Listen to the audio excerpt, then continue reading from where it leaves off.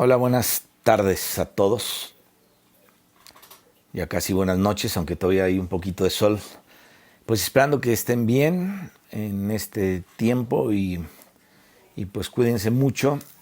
Y vamos a continuar nosotros con el estudio de las cartas del apóstol Pedro, que han sido muy interesantes. Acuérdense que lo que el apóstol Pedro escribió aquí eh, fueron parte de sus experiencias con el Señor Jesucristo.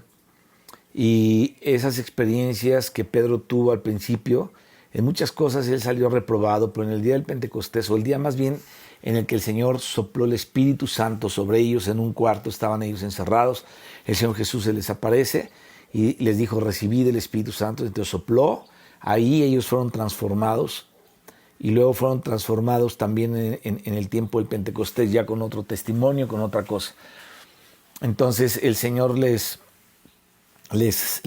bendijo con el espíritu inicial, como una vez hablamos de él, y les bendijo con el espíritu económico, es decir, cuando les dio poder para salir y predicar el evangelio hasta el último rincón del mundo. Es el mismo espíritu, pero es el espíritu de Dios, el Espíritu Santo, del que había profetizado Joel, haciendo dos funciones, una llenándolos por dentro y otra sacándolos y llevándolos a predicar el evangelio hasta lo último de la tierra o hasta donde les dijo que iba a ser predicado.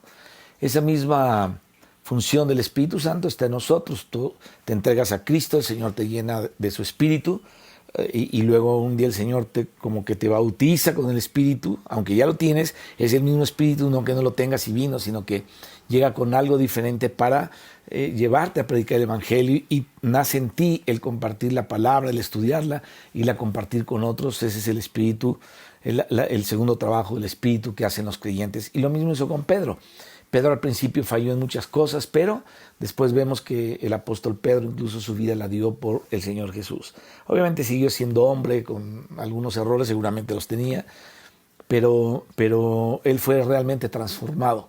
Y en sus epístolas él plasma su experiencia con el Señor, él plasma su experiencia espiritual como algo muy hermoso y usando palabras como ya lo hemos visto que ni siquiera el apóstol Pablo utilizó. No quisiera que uno sea mejor que otro, pero son dos experiencias diferentes y dos experiencias que no se contradicen, sino que uno la tuvo de una manera y otro la tuvo de otra. Entonces, hoy vamos a continuar con 1 Pedro 4, 17 al 19. La vez pasada abarcamos también todo esto, pero hay algo que necesitamos ahondar un poquito en los juicios. Acuérdate que aquí el apóstol Pedro habla mucho de los juicios y veíamos que el juicio no es un solo juicio, sino hay varios juicios, pero hay un juicio que comienza por la casa de Dios. Entonces veíamos que el apóstol Pedro él, veía la persecución como una especie de juicio purificador para los que eran perseguidos en ese tiempo en el que Nerón estaba, en ese tiempo era un asesino de primera marca y bueno, perseguía a la iglesia como el demonio mismo. Y entonces eran perseguidos en el Ponto, Galacia, Capadocia, Bitinia, Capadocia, etcétera. Y entonces Pedro les escribe esto para animarlos en medio de la persecución. Hoy vamos a continuar con esto. Quiero dar lectura y después vamos a una pequeña oración pidiéndole la ayuda al Señor. Y quiero dar lectura del versículo 17 al 19. En eso nos vamos a enfocar ahorita, aunque estamos hablando del 12 al 19, pero nos vamos a enfocar ahorita en estos dos versículos, en estos 17 al 19, en estos 17, 18 y 19, tres versículos. Entonces dice así: porque es tiempo que el juicio comience por la casa de Dios, y si primero comienza por nosotros, ¿cuál será el fin de aquellos que no obedecen al Evangelio de Dios? Y si el justo con dificultad se salva, ¿en dónde aparecerá el impío y el pecador? De modo que los que padecen según la voluntad de Dios encomienden sus almas al fiel Creador y hagan el bien.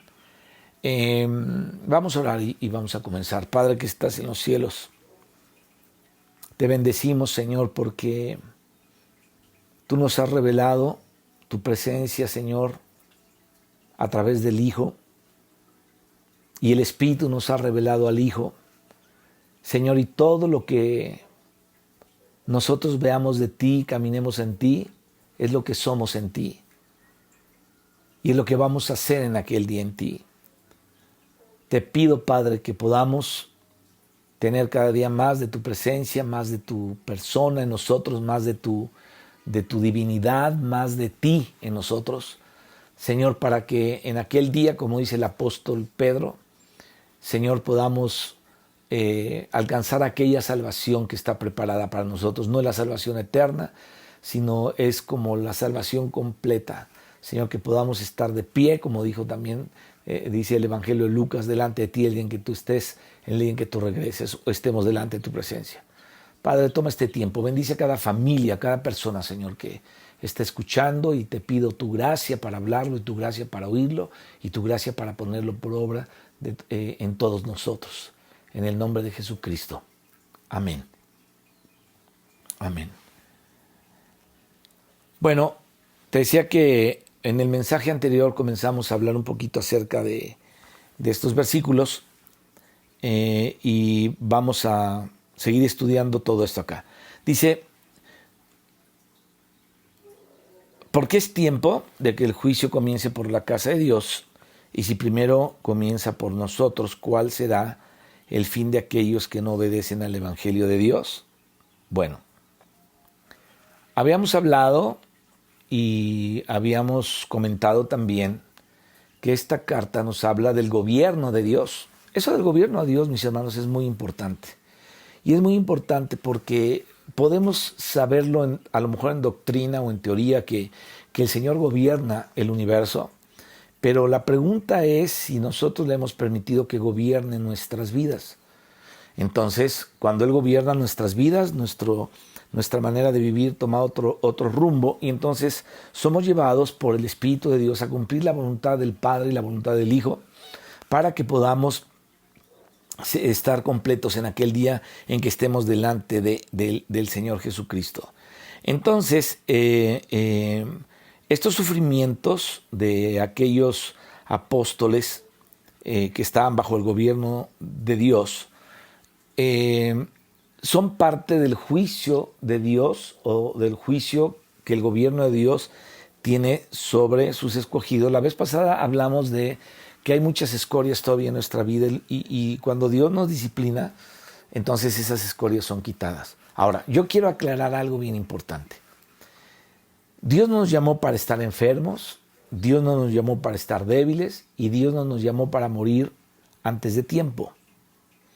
Entonces, cuando tenemos una enfermedad o cuando tenemos algo, esa es otra situación. O es un ataque demoníaco, que por lo regular sí lo es, ¿no? O es algo que el cuerpo se enferma y ya. Pero pues la enfermedad, Dios no la trajo, la enfermedad la trajo el diablo, y entonces nos damos cuenta que muchas veces la enfermedad es una opresión del enemigo en nuestro cuerpo para deprimirnos, para desanimarnos, para incluso matarnos, si Él pudiera. Así es que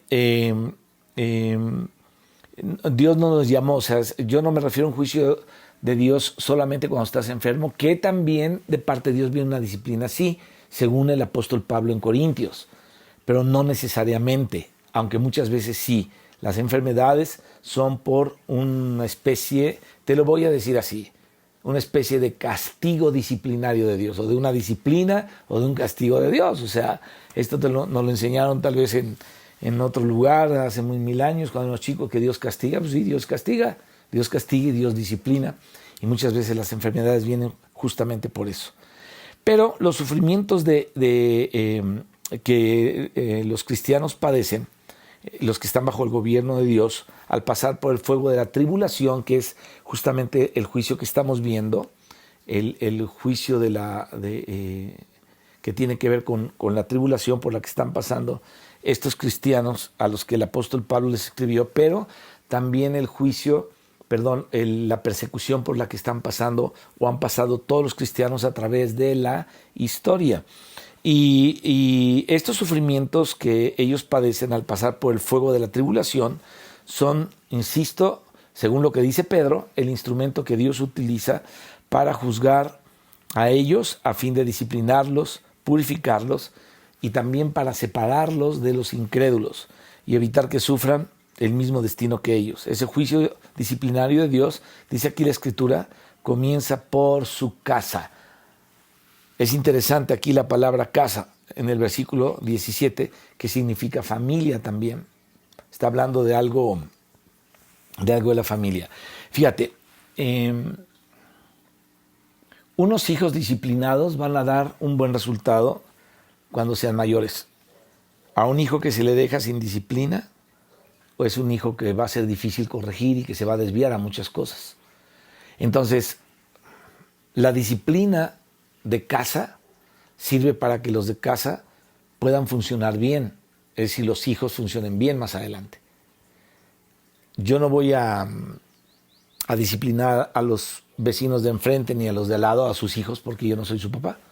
Entonces, como Dios es nuestro Padre y nosotros somos una familia, entonces aquí la idea es que la disciplina comienza, o el juicio, perdón, comienza, o disciplina, comienza por la familia de Dios. Entonces, esta casa o familia obviamente tiene que ver con la iglesia, que es el lugar donde se reúnen los creyentes. Y fíjate, por ejemplo, el 2:5 de Primera de Pedro dice: vosotros también, como piedras vivas, sed edificados como casa espiritual y sacerdocio santo, para ofrecer sacrificios espirituales aceptables a Dios por medio de Jesucristo. Aquí habla de un edificio y aquí habla de la edificación de una casa espiritual. Esta casa espiritual es la iglesia. Este sacerdocio santo es la iglesia. Son todos los que creemos en Jesucristo. Entonces de esto habla el apóstol Pedro también acá. Y luego en la epístola a los Hebreos, ahí en el capítulo 3, versículo 6, dice: pero Cristo como hijos sobre su casa, ¿no?, la cual somos nosotros, si retenemos firme hasta el fin la confianza y el gloriarnos en la esperanza. Aquí está hablando el autor de los Hebreos de que Moisés fue fiel en toda la casa de Dios, ¿no? Es decir, en aquel tiempo la casa de Dios era Israel. Israel se movía ahí según Dios le mandaba, y Moisés era el que estaba capitaneando, estaba liderando a todo Israel para transmitirle la voluntad de Dios. Y entonces Moisés se movió así en la casa de Dios, que también tiene que ver con el tabernáculo, obviamente, y con el lugar donde llevan los sacrificios, pero implicaba también a todo el pueblo de Israel. Entonces dice que Moisés hizo esto. Pero Cristo, dice aquí, como hijo sobre su casa, que es el versículo que estoy poniendo como referencia, la cual somos nosotros, si retenemos firmes hasta el fin la confianza y el gloriarnos en la esperanza.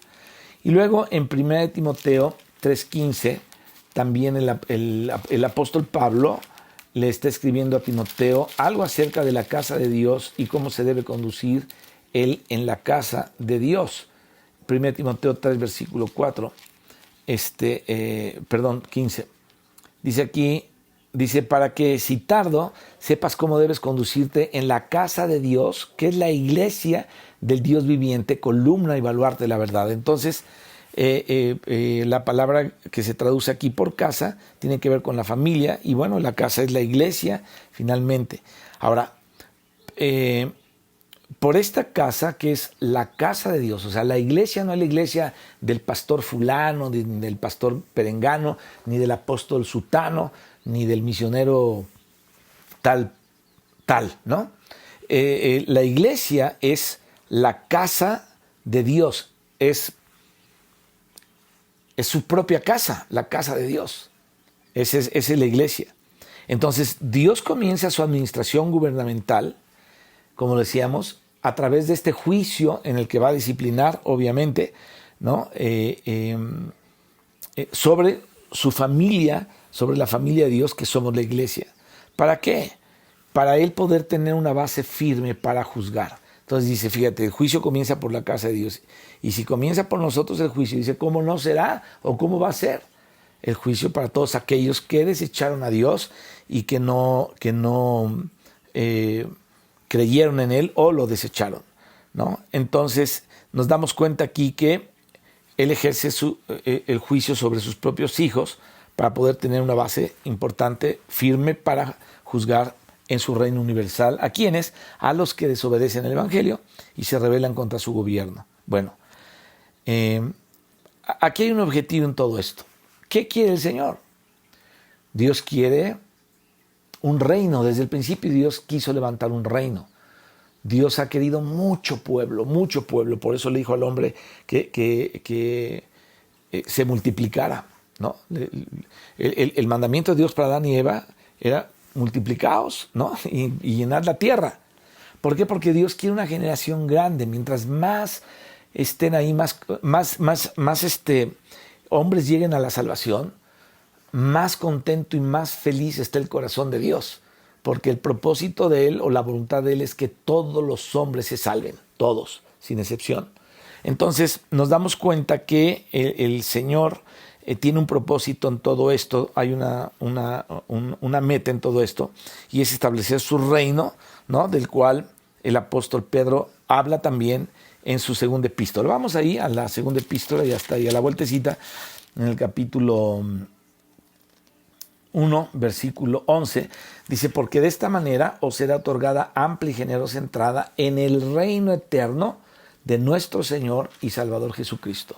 Ahora, un reino no es pequeño, hermanos, un reino debe ser algo grande, donde mucha gente está. Hay un rey, hay un gobierno y están todos los que son gobernados por ese rey. Y Dios quiere un reino. Entonces, esa es la razón por la que cuando Adán cayó, caímos todos. Porque Adán no estaba solo, no era un individuo solo ahí, no era algo individual. En Adán estábamos todos metidos, y así como por un hombre entró la muerte, por otro entró la vida, por Jesucristo. En Jesucristo también estamos todos metidos, solamente que tenemos que decidirlo nosotros para podernos enchufar con la vida y poder ser salvos. Entonces, así como por un hombre entró la muerte, por otro entró la vida, por Jesucristo. Él es el postrer Adán, Él es el Espíritu vivificante. Entonces, en este versículo 17 también encontramos una pregunta, ¿no? ¿Cuál será el fin de los que no obedecen el Evangelio de Dios? Ya que el juicio de Dios comenzó primero por la casa, comenzó primero por la familia, comenzó primero por nosotros. Entonces, esta pregunta nos da a entender que los que no creen, nos da a entender que los que rechazan a Dios, los que desobedecen al Evangelio de Dios, entonces sufrirán un juicio mucho más severo del que sufren los creyentes, pero mucho más severo. En el versículo 17, esta palabra o estas palabras no obedecen, tiene un significado interesante, muy específico. Fíjate, debemos percatarnos de esto. Mira, en el 4:17, esta frase no obedecen se usa principalmente con respecto a los judíos incrédulos y no a los gentiles incrédulos. Los judíos, como el pueblo de Dios, ellos habían recibido la ley por medio de Moisés y también habían recibido las ordenanzas y habían recibido los ritos antiguo testamentarios. Pero ya para el tiempo en que se escribió esta epístola, la dispensación ya había cambiado. Es decir, esto cambió cuando vino Juan el Bautista, ¿no? Que fue el hombre que Dios utilizó para una transición de una época a otra época, de una era a otra era. Entonces la era cambió ahí con Juan el Bautista, y ahora con Jesucristo era otra situación. Así es que cuando vemos aquí en el Nuevo Testamento, la era antigua ya cambió. Entonces el Nuevo Testamento era la nueva dispensación, el nuevo tiempo, la nueva era de Dios. Entonces la dispensación comenzó a cambiar, insisto, con la venida de Juan el Bautista, que era el precursor, y por supuesto cambió aún más con la venida del Señor Jesucristo. Ahora, Juan el Bautista, según nos dice el Evangelio de Lucas, ahí en el capítulo 1, en los versículos 5 y versículo 13, Juan el Bautista era un hijo de sacerdotes. Los padres de Juan el Bautista eran sacerdotes. Él era hijo de sacerdote. Sobre todo sacerdote, el papá. Ahora, esto implica que tenía que haber un sacerdote que sirviera en el templo, y las funciones del sacerdote en el templo eran ofrecer sacrificios, encender las lámparas, quemar incienso y, bueno, sobre el altar y esta era la manera en que los sacerdotes servían a Dios conforme a la antigua dispensación o a la antigua era. Pero este hijo de sacerdotes, es interesante, hablando de Juan el Bautista, él no permaneció en el templo. Él no estuvo ahí, nunca fue ahí, creo. En vez de eso, dice la Biblia que él salió al desierto. Pero además, como sacerdote que era, él debió haber usado una vestimenta sacerdotal muy pulcra, muy detallada, tal como la usaban los sacerdotes antiguos testamentarios. Estaban hechas principalmente de lino fino. Esto lo puedes ver en Éxodo 28, capítulos 4, y luego en el mismo 28, 40 y 41, en Levítico 6, 10, y en Ezequiel 44, 17 y 18. Pero en el desierto, dice aquí la Escritura, que él tenía, en primer lugar, estaba vestido de pelo de camello, ¿no? Tenía un vestido de pelo de camello y un cinto de cuero alrededor de sus lomos, Mateo 3:4.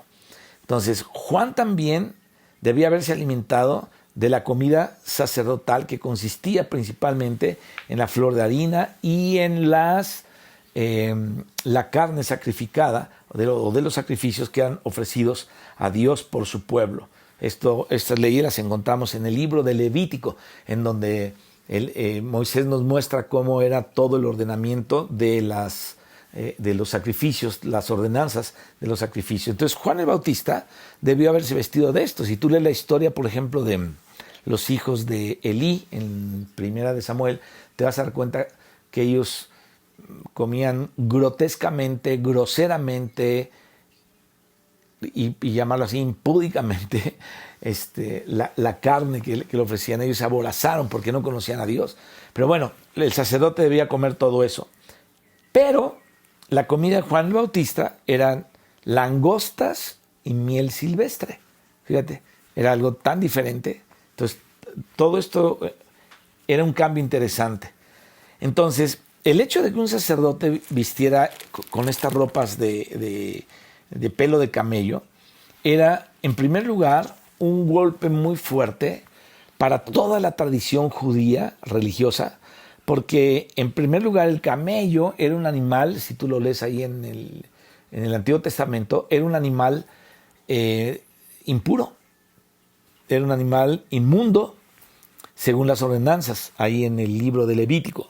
Entonces, todo esto indica que Juan había abandonado por completo aquella era antiguo testamentaria, aquella dispensación antiguo testamentaria. Entonces Juan no ofreció sacrificios, Juan no encendió las lámparas del templo, ni tampoco quemó incienso en el altar del incienso, como lo tenían que hacer los sacerdotes levíticos o el sacerdocio levítico, sino que más bien él salió al desierto, llamó al pueblo de Dios al arrepentimiento.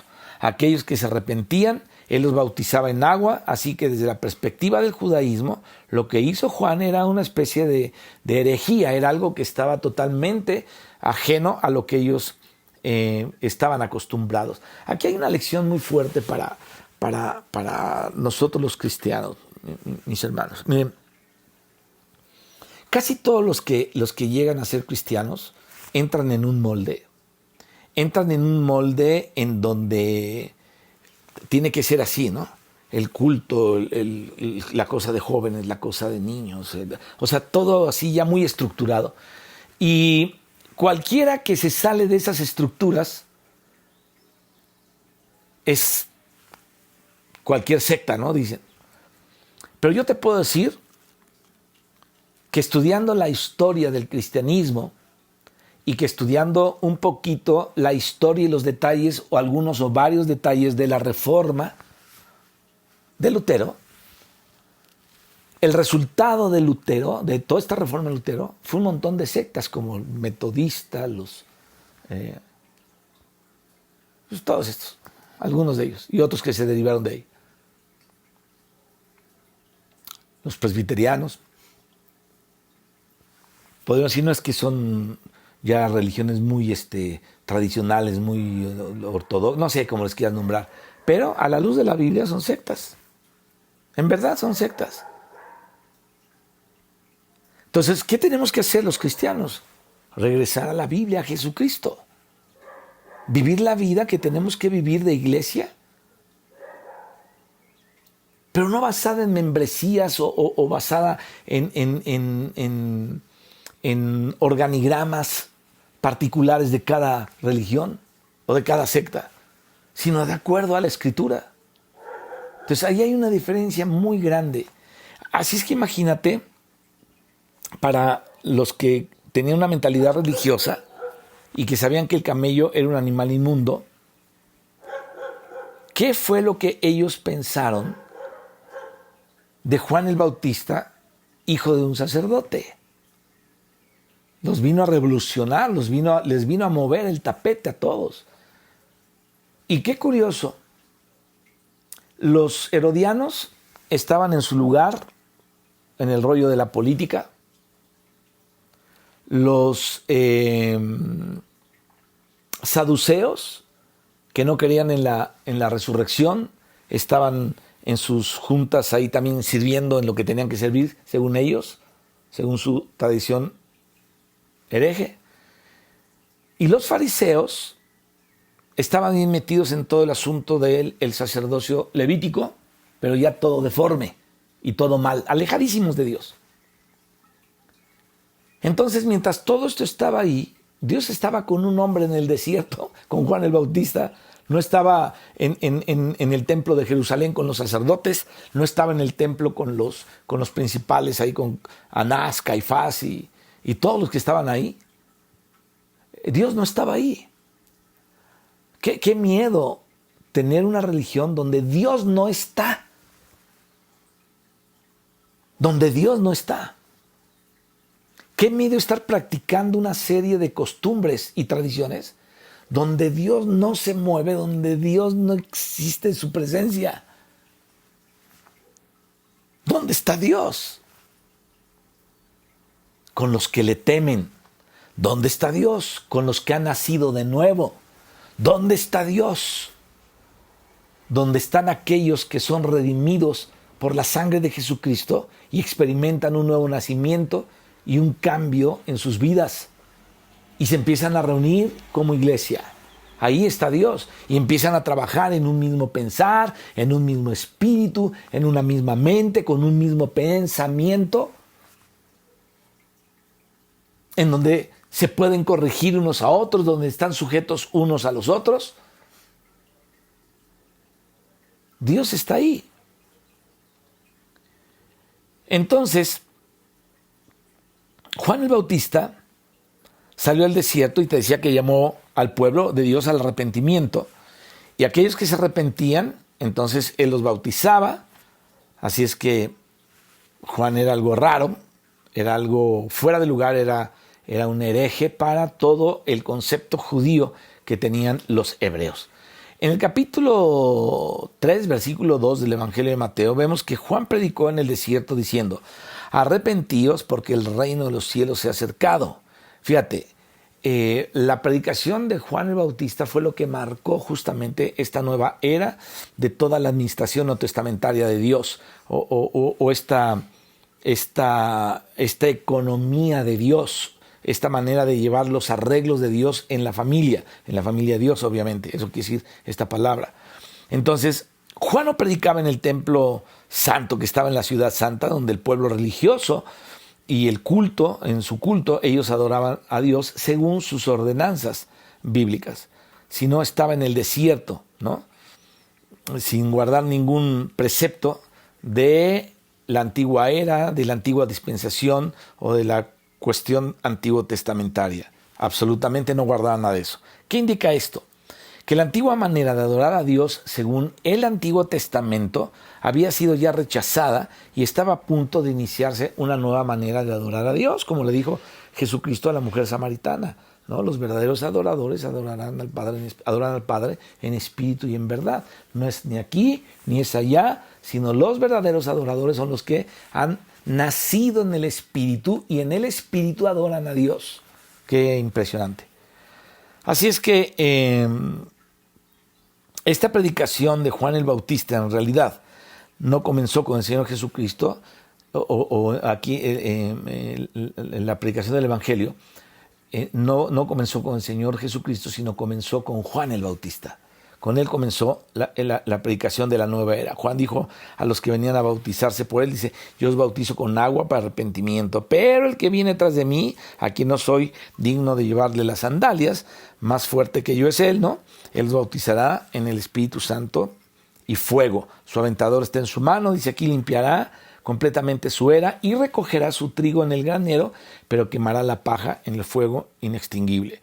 Esto lo encontramos ahí en el Evangelio. Entonces aquí Juan parecía decir que el que viene después de mí les va a bautizar en el Espíritu o en fuego, ¿no? O en fuego. Aquí hay algo importante que tenemos que ver de todo esto. Una frase que habló aquí Juan el Bautista, ¿no? Él los bautizará en Espíritu Santo y fuego. Sobre todo está sobre su mano, etcétera, etcétera. Entonces fíjate aquí. Él los pondrá en el Espíritu, esto es lo que quiere decir esta frase de los bautizar en Espíritu Santo o en el fuego. Él los pondrá en el Espíritu o los pondrá en el lago de fuego. Eso no le correspondía a Juan, le correspondía al Señor Jesucristo. Jesucristo es el que tiene poder para echar al infierno a las personas. A las personas. Obviamente no dice, tú me caes gordo, te echo al infierno. No. Tienen que estar las condiciones de pecado, las condiciones de rechazar a Dios, las condiciones de no querer nada con Dios, porque pues, si no quieres nada con Dios no hay otro lugar a donde ir más que al infierno. ¿No? Entonces, esa es la situación. Digamos, pues, se van a un cerro, pero no se van a ningún cerro. Realmente se van al infierno los que rechazan a Dios. Y entonces Juan el Bautista dice, el que viene que yo es mucho más poderoso que yo, el que viene atrás de mí es mucho más poderoso que yo, y él tiene poder para bautizarles en el Espíritu o para echarles en el infierno. Qué tremendo. En el fuego, en el lago de fuego. Algunos dicen, Señor, que venga el fuego de tu Espíritu. No sé a qué fuego. Si están haciendo alusión a este texto, están equivocados, porque aquí habla del fuego que nunca se apagará, ¿no? Entonces no sé cuál es el fuego del Espíritu. A lo mejor sí, ¿no? El que vino en el Pentecostés o algún otro texto que haya por ahí, seguramente sí. Pero si se refiere a este, no es el fuego del Espíritu, ¿no? Llénanos de tu fuego del fuego del Espíritu. O sea, no es el fuego del Espíritu, ¿no? El Espíritu trae vida. Y si se refieren, en caso que se refieran a este texto, el fuego es el fuego que nunca se va a apagar. Entonces, Juan el Bautista parecía decirles que solamente él tiene poder para hacer todo esto. Aleluya. Por tanto, ustedes deben arrepentirse de todo corazón. Entonces, fíjate el bautizo de Juan. Dice, arrepientas y bautícense para el perdón de sus pecados, porque viene un día del juicio en donde el Señor, si ustedes se arrepienten ahorita, Él les puede bautizar en el Espíritu o les va a echar en el fuego que no se apaga nunca. Ese era el mensaje de Juan el Bautista. Entonces, los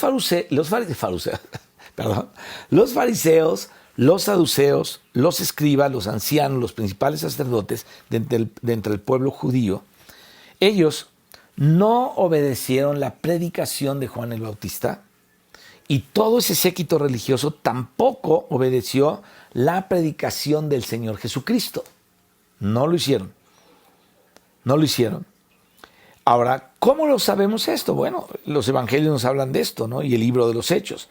En el día del Pentecostés, todos lo sabemos esto, el apóstol Pedro y los otros 11 discípulos, ¿no? Predicaron el evangelio al pueblo judío, y la mayoría de los que creyeron eran judíos que habían sido esparcidos, y dice la Biblia que habían venido a Jerusalén de muchos lugares, ¿no?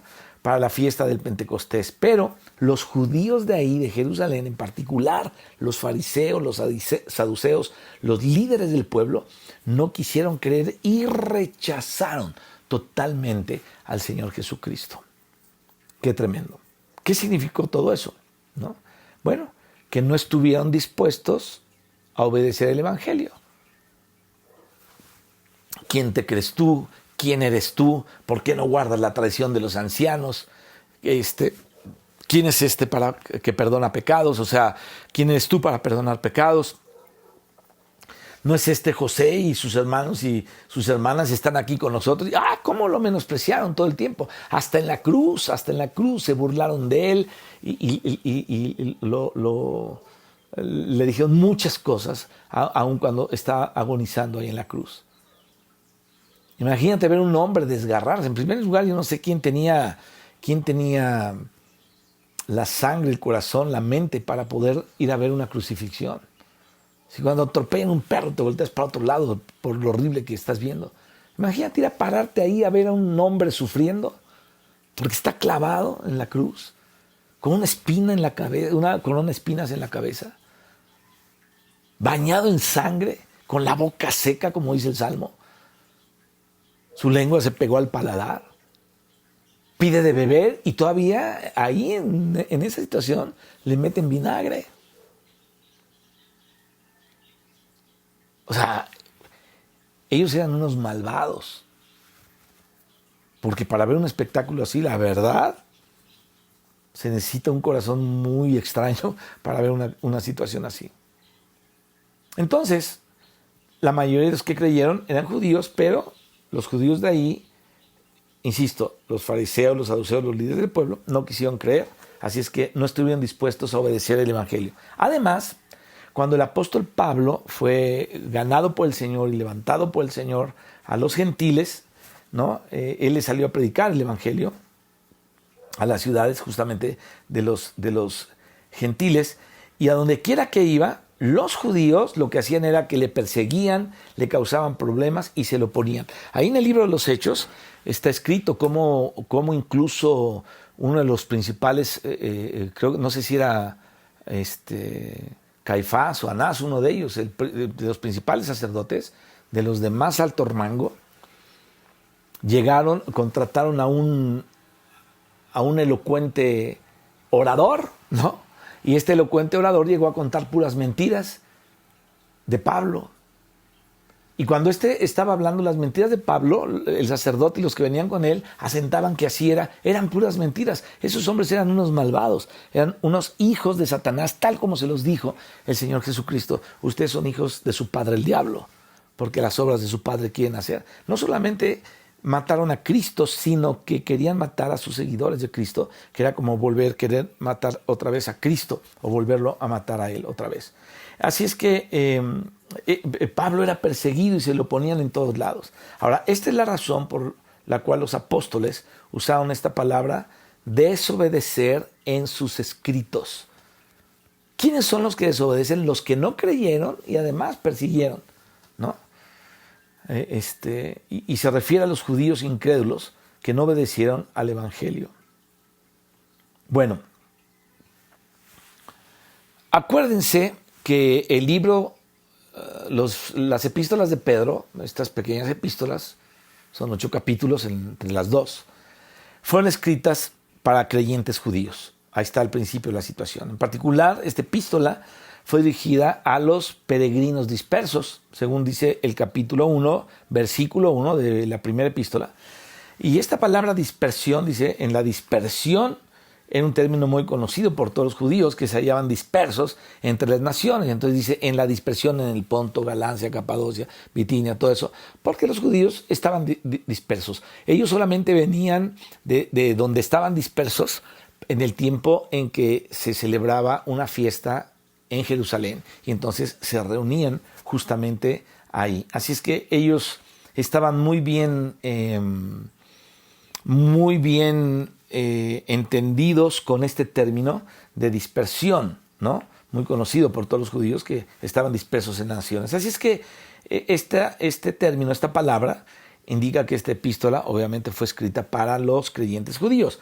Bueno, estos creyentes, quienes habían sido dispersados por todo el mundo gentil, ellos estaban siendo perseguidos por causa de la fe. Eso es interesante lo que dice aquí el apóstol Pedro.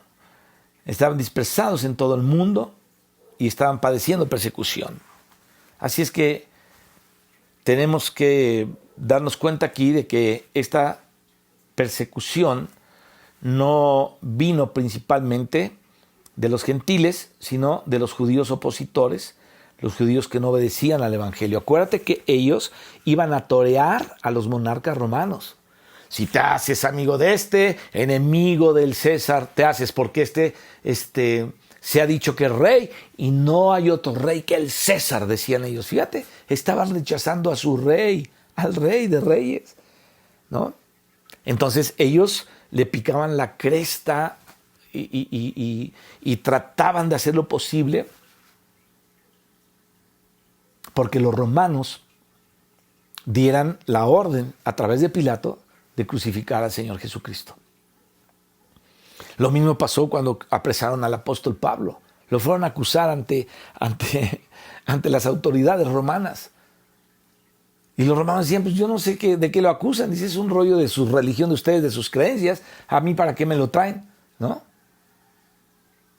Pero incluso hasta pagaban dinero para acusar a los que seguían a Cristo. Qué fuerte es esto. Por eso ellos utilizan esta palabra desobedecer. Bueno, estas expresiones como desobedecer, que aparecen en el 1.1, y no obedecen, que se menciona aquí en el 4.17, nos enseñan algo interesante de los escritos del apóstol Pedro, y es esta. El apóstol Pedro está resaltando este aspecto de las diferentes eras o de las diferentes dispensaciones. Déjenme aclarar eso de las dispensaciones otra vez.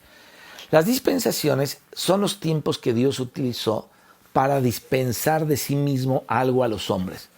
Esto fue con los más antiguos, esto fue con Noé, con Enós, con Abel, con Enoc, con todos ellos, que vienen de la línea de la vida. Con Abraham, con Isaac, con Jacob. Él es el Dios de Abraham, de Isaac y de Jacob. Entonces Dios se dispensó. Es decir, Dios es como un dispensario y Él dio algo de sí en cada época. Luego vino la época de la ley con Moisés. Él dio algo de sí también. Y luego vino esta época de la gracia, la época de la iglesia, la era de la iglesia, ¿no? Otros dicen que hay 15 dispensaciones o hay 5 dispensaciones. No sé, lo que te estoy diciendo es esto. En cada era que Dios marcó un cambio, Dios dio algo de sí, es decir, se dispensó con la gente, dando algo de sí. Déjame decirte una cosa bien importante. Una de las cosas más gloriosas que Dios nos ha dado cuando nos llamó y pudimos entender la Escritura, algo de lo más glorioso que Dios nos pudo haber dado, ¿sabes qué es? La revelación del mismo y el que Él se dio a sí mismo en nosotros y por nosotros. Aleluya. Esto es glorioso. Gloria a su nombre en verdad. Gracias, Señor, porque lo primordial que tú nos has dado eres tú mismo, Señor. Te diste a nosotros, aleluya. Y tu palabra testifica todo esto.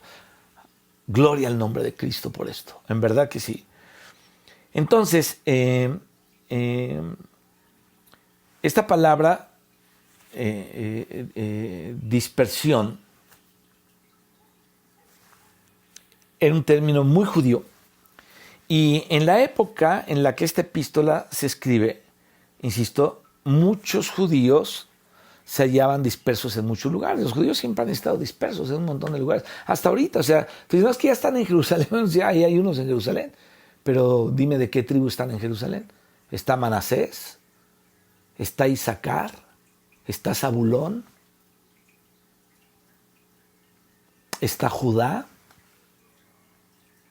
está Leví, está Benjamín, está Simeón. ¿Quiénes están ahí? ¿Quién sabe? ¿Quién sabe quiénes estén ahí?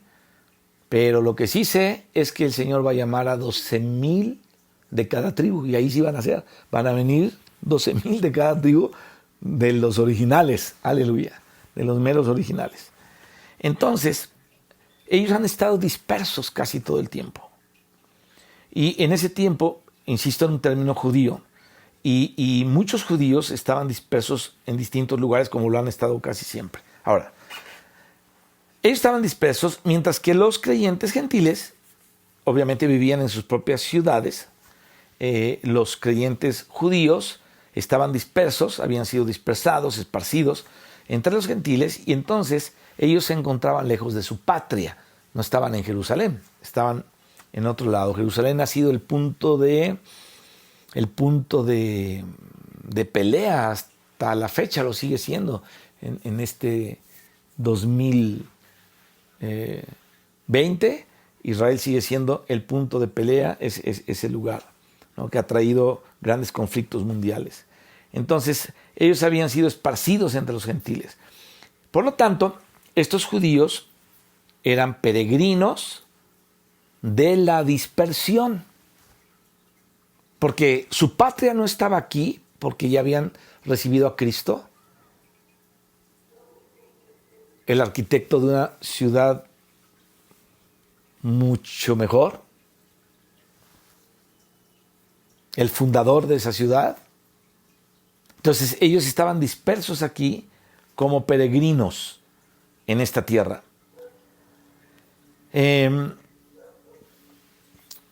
Aquí el apóstol Pedro, según lo que podemos ver y encontrar, es que utiliza muchas expresiones judaicas o judías, y por ellas nos damos cuenta que este libro fue escrito justamente para creyentes judíos. Ahora, no quiere decir que no es para ti ni para mí. Claro que es para ti y para mí, pero solamente estoy hablando originalmente para quien fue escrito. El Espíritu Santo ahora obviamente lo usa para la iglesia de Dios. Entonces, una de estas expresiones es ser rociados con la sangre. O sea, eso los gentiles yo creo que ni sabían, ¿no? Ser rociados con la sangre de Cristo. ¿Quiénes sabían esto? Los judíos. ¿Por qué? Porque desde el Antiguo Testamento el sacerdote tenía que rociar la sangre en diferentes lugares del tabernáculo. Tenía que rociar la sangre del sacrificio, ¿no? Y entonces ahora esa era una tipología, pero ahora la realidad era Cristo. Y entonces el apóstol Pedro utiliza esa expresión, ¿no? Ser rociados con la sangre de Cristo. Lo vimos cuando empezamos a estudiar este epístola en el capítulo 1, versículo 2. Ahora, esta era una tipología y acuérdate que se nos dice que la aspersión de la sangre expiatoria introducía en el pacto antiguo a los que eran rociados con ella. Es decir, tenían que ser rociados con la sangre, el arca tenía que ser rociada con la sangre, el altar tenía que ser rociado, en fin, todo esto, ¿no? Esto lo vemos ahí en Éxodo 24 por ahí. De la misma manera, la expresión de la sangre redentora de Cristo introduce la bendición del nuevo pacto. Entonces, cuando somos rociados por la sangre, ser rociados con la sangre quiere decir que nosotros hemos sido perdonados, lavados y seguimos siendo perdonados constantemente cuando nos arrepentimos. Eso es importante saberlo, ¿no? Entonces es la bendición del nuevo pacto, es decir, una plena participación del Dios de la Trinidad a los creyentes que son rociados. Déjame decirte un poquito algo acerca del Dios de la Trinidad, del Dios Trino, del Dios Triuno, del Dios que es Padre Espíritu, Dios Padre, Dios Hijo, Dios Espíritu.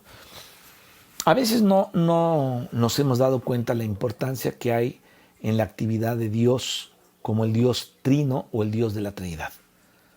Porque lo que podemos mirar en la Biblia es el trabajo que hace el Padre, Dios el Padre, el trabajo que hace Dios el Espíritu, que es el mismo Dios, pero como Espíritu, y el trabajo que hace el Hijo, que es el mismo Dios, pero como Hijo o como hombre, porque Jesucristo es Dios y Jesucristo es hombre. ¿Qué vino a hacer Jesucristo a esta tierra? ¿Sabes qué vino a hacer Jesucristo a esta tierra? A darnos a conocer al Padre. Aleluya. Entonces el que conoce al Hijo conoce al Padre. Y sabes ¿Qué pasa cuando Jesucristo como Espíritu vivificante vino y llenó a sus discípulos, llenó a sus creyentes? ¿Sabes qué hace este precioso Dios Espíritu, que es el mismo Dios? Nos da a conocer a Cristo y las glorias de Cristo. Fíjate, el Espíritu nos ayuda a conocer a Cristo y Cristo nos ayuda a conocer al Padre. Esto es impresionante. Entonces hay mucho que hablar de eso, pero no es el tema ahorita. Sin embargo, lo tenemos que considerar porque aquí el apóstol Pedro está hablando del Dios de la Trinidad. Dice, elegidos según la presencia del Padre en santificación del Espíritu para ser rociados con la sangre de Cristo. Ahí está el Padre, el Hijo y el Espíritu. Y en muchas otras partes está, ¿no? Al final del Evangelio de Mateo, bautícenlos en el nombre, y habla en singular, en el nombre, y nombra a los tres, del Padre, del Hijo y del Espíritu, ¿no? Entonces Dios es uno solo, pero es tres. Y es importante que lo entendamos. Entonces, este Dios triuno precioso, cuando somos por la aspersión de la sangre redentora de Cristo introducidos en la bendición del nuevo pacto, es decir, en una plena participación de este Dios de la Trinidad, a nosotros los creyentes que somos rociados. Fíjate lo que dice Hebreos 9. Vamos ahí. Hebreos 9:14 dice, ¿cuánto más la sangre de Cristo, el cual mediante el Espíritu Eterno se ofreció a sí mismo, sin mancha a Dios, limpiará vuestras conciencias de obras muertas para que sirváis al Dios vivo? Y el 14, bueno, desde el 13, porque si la sangre de los toros, etcétera, etcétera. Bueno, entonces, estas expresiones como peregrinos de la dispersión, rociados con la sangre de Jesucristo, nos enseñan que esta epístola fue dirigida a creyentes judíos. Esta expresión, aquellos que no obedecen al Evangelio de Dios, que está en el capítulo 4, versículo 17, que es la que estamos estudiando, obviamente hace alusión principalmente a los judíos incrédulos. Fíjate, a los ojos de Dios, los judíos incrédulos eran desobedientes. Bueno, lee todo el Antiguo Testamento, es un montón, es más desobediencia que obediencia, son raros los que obedecían. Entre los reyes de Israel, los reyes de Judá, ve cuántos obedecieron, cuántos desobedecieron. En el pueblo sacado de Egipto, ve cuántos obedecieron y cuántos desobedecieron. Entonces nos damos cuenta aquí que esta frase, aquellos que desobedecieron, apunta directamente a los judíos incrédulos. Y así es que a los ojos de Dios, los judíos incrédulos eran desobedientes. Es decir, Dios les había dado la ley a través de Moisés, porque Dios designó a Moisés para darle la ley a los judíos, y entonces ellos la aceptaron. Pero cuando la dispensación de Dios cambió, y entonces Él quiso darles el Evangelio, los judíos desobedecieron al Evangelio, se rebelaron contra el Evangelio. Entonces, si hemos de entender este versículo 17, debemos comprender esta frase que dice, no obedecen al Evangelio. Se refiere principalmente a la desobediencia de los judíos incrédulos en el contexto de lo que está escribiendo aquí el apóstol Pedro. Obviamente esto también se va a cumplir en todos aquellos gentiles que no obedezcan al Evangelio también. O sea, a los que no son judíos también. El versículo 18 Pedro dice, y si el justo juicio, estoy inventando, y si el justo con dificultad se salva, ¿en dónde aparecerá el impío y el pecador? ¿Quiénes son los justos? ¿A quién se refiere con esta palabra justos? Bueno, a los que creemos en el Señor, ¿no? Somos justos, no porque seamos por nuestra propia justicia, sino porque la justicia de Dios nos ha sido dada. Entonces esa justicia está dentro de nosotros, Cristo es nuestra justicia. Se refiere aquí obviamente a los creyentes, quienes han llegado a ser justos y justificados por medio de la fe en Cristo. Esa es la razón. De esto habla Pablo en Romanos, capítulo 5, versículo 1. Y por llevar también una vida justa en Cristo. De esto habla Filipenses 3:9 y 2 Corintios 5:21. Y también esto lo recuerda Juan en Apocalipsis 19:8. Bueno, la traducción más acertada del versículo 18 dice, es con dificultad se salva. En una versión americana, la King James dice, esta frase del justo, esta versión dice apenas se salva. Creo que no es correcto esto porque cambia el significado. A ver, ¿qué podría significar que alguien apenas si se salva? En realidad, a lo que el idioma griego hace referencia aquí en este versículo es el salvo con dificultad. Miren, algunos no están de acuerdo con la Septuaginta, ¿no? Incluso ha habido opiniones de que la Septuaginta quién sabe qué es y que no es, porque no conocen. Qué terrible es hablar de algo que no conocemos como si lo conociéramos. Bueno, así nos pasa. Pero déjame decirte que hay toda una historia de la Septuaginta. O sea, Dios, fíjate, Dios tiene el destino del mundo y la historia, el destino de la historia del mundo en sus manos. Y Dios estableció límites al hombre.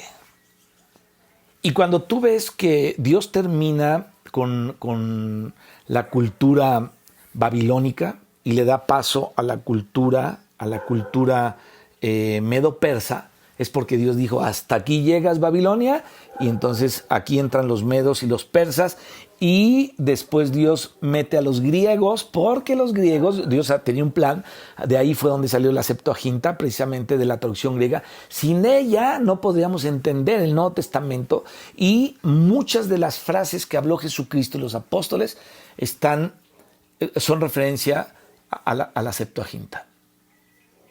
Así es que es importante que entendamos la historia. Hay muchos detalles que hablar de esto y sería una cuestión de tener unas 4 o 5 pláticas para poder entender todo esto en la historia. Pero nada más te lo dije así como en un hiperresumen de resúmenes, ¿no?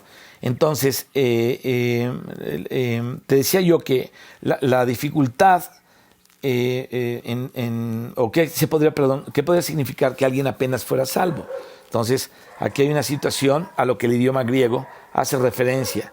Y en este versículo es ser salvo con dificultad. Pero la dificultad alude a la persecución, al sufrimiento y principalmente a la disciplina de Dios. Creo que ya llegó aquí el antirrábico, entonces vamos a dejarlo así que pase. Es que mis vecinos tienen unos perritos que ladran como locos y a los otros vecinos se les ocurre venir a esta cuadra a pasear a sus perritos y pasan por un lado y estos se los quieren comer y los otros a los de acá. Pero bueno, el ladrido de barrio ya se acabó. Ahora, Dios salvó a sus peregrinos escogidos, mis hermanos, según lo que nos dice y lo que estamos estudiando aquí, valiéndose de dificultades, es decir, por medio de mucha disciplina y muchos juicios, muchos sufrimientos y muchas persecuciones. Eso es algo que tenemos que entender. O sea, el pueblo de Israel, el pueblo de Israel vivió un poco más de 400 años en Egipto. Ellos eran egipcios, realmente eran egipcios. Aunque estaban aparte, vivieron aparte, se multiplicaron aparte, estaban metidos en la cultura egipcia y en la religión egipcia, porque fue un pueblo que durante todo ese periodo, después de Abraham, Isaac y Jacob, durante todo ese periodo, el pueblo no conocía a Dios. Tan no lo conocía que un día Dios los llevó al monte Sinaí y dijo, ahí me les voy a mostrar, y todos se espantaron, porque ¿qué es esto? No lo conocían a Dios. Entonces, el pueblo de Israel realmente era un pueblo egipcio que Dios tuvo que cambiar a través de muchas cosas. ¿Tú crees que para ellos era fácil dejar la comida que tenían? Tú nada más un día es la prueba aquí. Trata de empezar a comer otra clase de comida que la que tú comes en tu cultura y vas a ver que no vas a poder. Te va a costar mucho trabajo, vas a sufrir. ¿Por qué? Porque estás acostumbrado a ella. Culturalmente es tu comida. Entonces Israel tuvo que cambiar de comida. Fíjate, de ollas de carne, de puerros, de cebollas y ajos, todos esos guisados que hacían ricos allá, a un artefacto, no, que sea, a una cosa que bajaba del cielo que no sabían qué era, por eso se llamó maná. Eso quiere decir, ¿qué es eso? No, eso quiere decir la palabra maná. Entonces el Señor dijo, eso es lo que tienen que comer. Pero además, se tienen que parar bien temprano para recogerlo. y solamente van a recoger cierta medida. Tales días y tales días cierta medida. Porque si recogen más, se les va a podrir. En fin, Dios los transformó y le costó un trabajo terrible porque no todos pudieron ser transformados. Es decir, esta es una sombra o una tipología de lo que cuesta que tú permitas que el Señor te cambie en tu vida ahora en este tiempo, porque todo lo que pasó en aquel tiempo se escribió para nosotros en este tiempo. Eso dice el apóstol Pablo en 1 Corintios 10. Se escribió para nosotros en este tiempo. No sé si es 1 o 2 Corintios, pero es el capítulo 10. Ahí búscalo, cualquiera de las dos. 1 o 2. No sé en cuál esté, pero por ahí está. El cambio no es fácil, hermano. Seguimos siendo de repente todavía medios mequetrefes. La verdad, seguimos siendo chistosos, ¿no? A Dios le cuesta mucho trabajo nuestro cambio. Nuestro cambio le cuesta en verdad mucho trabajo. Pero tenemos que seguirnos esforzando, porque fiel es el que nos llamó. Entonces, aquí lo que te trato de decir es que el cambio de los hijos de Israel fue a través de muchos sufrimientos, de muchas dificultades. Entonces, si los hijos de Dios, que son miembros de su propia familia, se salvan con mucha dificultad, la pregunta es, ¿creen ustedes que los judíos que desobedecieron, que los judíos que no creyeron en el Evangelio y desobedecieron al Evangelio de Dios, escaparán del juicio de Dios? Dice Pedro, no escaparán. Si los peregrinos escogidos de Dios, porque dice aquí que somos peregrinos, disciplinados por Dios y juzgados por Él, pasaron por esta situación y fueron así, disciplinados y juzgados por Dios, ¿cuánto más los impíos? El versículo 18 se puede aplicar a todos los pecadores. Fíjate, dice, y si el justo con dificultad se salva, ¿en dónde aparecerá el impío y el pecador? Ya se habló de los desobedientes, que hablaba casi específicamente de los judíos, pero aquí ya habla de los impíos y de los pecadores, y ya está hablando también de los gentiles, ¿no? Que no recibieron el mensaje del Señor. Ahora, conforme al pensamiento del apóstol Pedro, te lo vuelvo a repetir, este versículo aplica particularmente a los judíos incrédulos, pero en el versículo 18 ya se refiere también, obviamente, a los gentiles. Ahora, el creyente que ha sido disciplinado por Dios mediante el sufrimiento y ha llevado en su vida una persecución, ha llevado en su vida ha sido perseguido por su fe, ¿no? Y conlleva esta persecución, y que este juicio y esta persecución purifican su vida, porque eso es lo que dice el apóstol Pedro, es salvo con dificultad de la persecución, ¿no? De la destrucción que se efectuará la ira de Dios contra el mundo, especialmente contra los judíos incrédulos y contra los que no creen.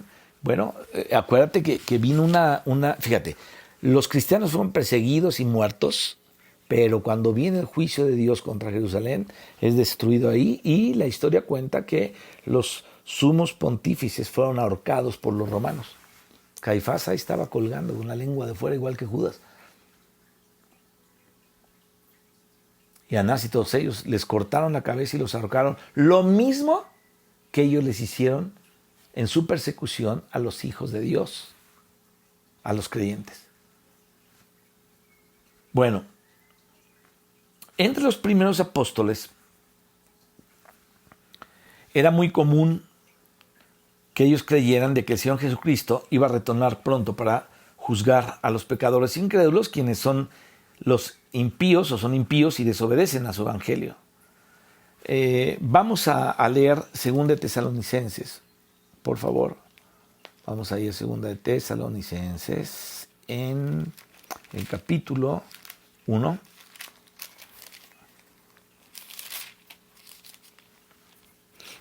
versículos 6 a 9. Fíjate, dice, porque es justo, esto lo escribió el apóstol Pablo, obviamente es el Espíritu de Dios por medio del apóstol Pablo.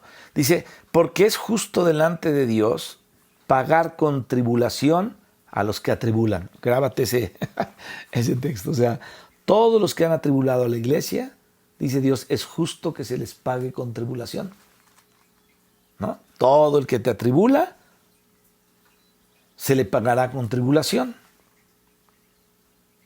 Dice, y a vosotros que sois atribulados, daros reposo con nosotros cuando se manifieste el Señor Jesús desde el cielo con los ángeles de su poder, en llama de fuego para dar retribución a los que no conocieron a Dios ni obedecieron al Evangelio de nuestro Señor Jesucristo, los cuales sufrirán de eterna perdición, excluidos de la presencia del Señor y de la gloria de su poder, cuando venga en aquel día para ser glorificado en sus santos y ser admirado de todos los que creyeron, por cuanto nuestro testimonio ha sido creído entre vosotros.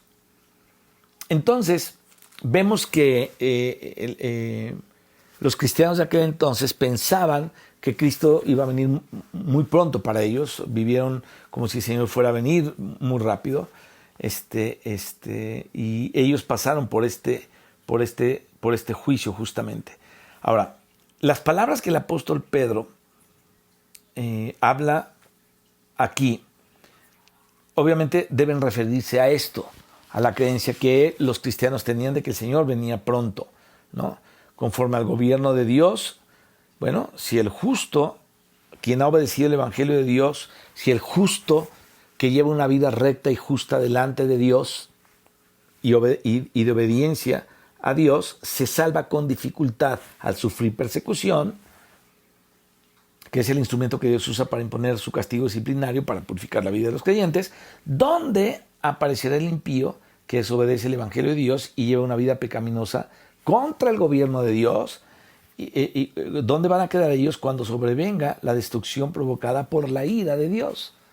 Ahora, esto del aire de Dios, de una vez hemos hablado varias veces, sobre todo cuando estudiamos el libro de Apocalipsis, que lo vimos en Habacuc, en Joel, lo vimos en Isaías, lo vimos en Zacarías, etcétera, ¿no? Ese día de Dios va a ser terrible, va a ser un día realmente terrible. El día del aire de Dios no es cualquier día, es un día en el que muchas cosas van a pasar. Y ve ahorita lo que está pasando, ¿no? Y va a aumentar. Ahora no te estoy hablando del COVID-19, no te hablo tanto de eso, pero espérate todo lo que está viniendo, ¿no? Si ves las noticias, oyes las noticias, te vas a dar cuenta que ha habido unos terremotos muy fuertes allá por Irak, ¿no? Demasiado fuertes, maremotos en muchos, en fin, pero viene algo más fuerte. Entonces podemos nosotros considerar el derramamiento del Espíritu Santo en el día del Pentecostés y la venida del Señor Jesucristo como dos lugares altos, dos cumbres muy altas que vieron los apóstoles. En el día del Pentecostés, cuando Dios derramó su Espíritu para salvación, el Señor abrió la puerta para que todos los pecadores fueran salvos. Primeramente la puerta se abrió para los judíos y luego la abrió Pedro también para los gentiles. Acuérdate que Dios le dio a Pedro las llaves, no las llaves, sino las llaves del reino de los cielos. Una fue para los judíos en el Pentecostés y otra fue en los tiempos de Cornelio para los gentiles. Ahí Pedro también le tocó abrir, porque ahí lo había asignado y designado Jesucristo para estas cosas, el Señor Jesús. Bueno, como los apóstoles pensaban que el Señor regresaría pronto, que el Señor regresaría en los días que ellos estaban, ellos no se percataron de que habría una gran distancia entre la cumbre del Pentecostés y la cumbre de la venida del Señor Jesucristo. O sea, la distancia son 2000 y pico de años, ¿no? Era una distancia bastante grande. Si leemos los escritos de Pablo, él también pensaba que el Señor Jesucristo regresaba pronto. Entonces, el tiempo que había entre el Pentecostés y la venida del Señor Jesucristo no les fue dado a conocer a los primeros apóstoles. O sea, del tiempo no. El tiempo y las sazones estaban solamente en la propia potestad del Padre, o sea, ellos no lo supieron. Pero el Señor Jesucristo dijo que en los últimos tiempos iba a haber señales y entonces íbamos a poder distinguir las señales de esto que iba a acontecer. Pero a los primeros discípulos, a los primeros apóstoles y discípulos, obviamente no se les reveló. Fíjate, cuando le preguntaban al Señor Jesucristo acerca del tiempo y su venida, les dijo, esto es solamente algo que el Padre sabe, ¿no? Nada más. Entonces, el Padre mantuvo este asunto en secreto dentro de sí mismo. Entonces, ni siquiera el Señor Jesucristo tenía la libertad de revelar esto a los discípulos. Como lo hemos visto, los apóstoles solo pudieron ver estas dos señales, dos cumbres, dos puntos importantes, el Pentecostés y la venida de Cristo, pero no supieron el tiempo que había entre ellos. Ahora,